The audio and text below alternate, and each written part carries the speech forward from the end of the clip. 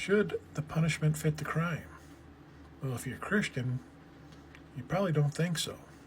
And it's something we talk about in our latest episode of the Dan and Cam podcast, where we're talking about some old stories we heard in the Christian faith and how they just don't hold water. Talking about this glory that God gave, the gift he gave of his son, and the just selfless sacrifice he gave of his son. Not looking at the fact that he created this whole mess, this whole scenario, allowed it to happen, and then gave up his only son to be a hero in the situation.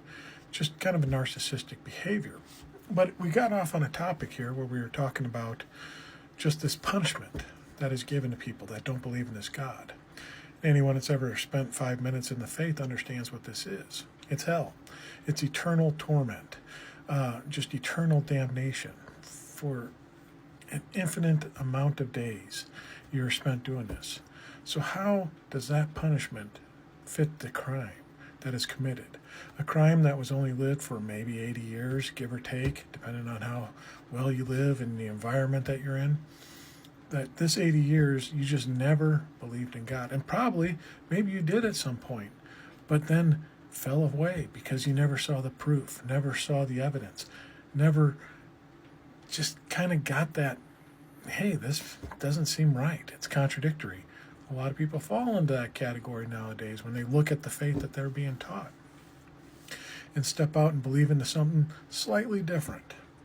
Well, according to the people in that faith, you deserve eternal torment forever, nonstop, because that's the crime that you have to pay. It doesn't fit. Even man has come around and said, don't have abusive punishments for crimes. Make sure it fits. But according to God, it doesn't have to. You get eternity for 80 years of things you did to commit this crime. But his solution, his ultimate sacrifice, giving up his son, was a weekend. He spent a weekend in hell. And that was enough to carry everything and cover it over and cover us with his eternal blood. But yet, if we don't believe in that, we have to spend an eternity.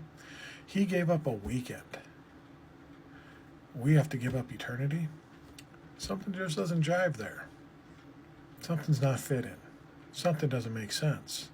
It's almost like this was created just to scare individuals and manipulate them into following your faith, believing in you, and giving you all the power as a system.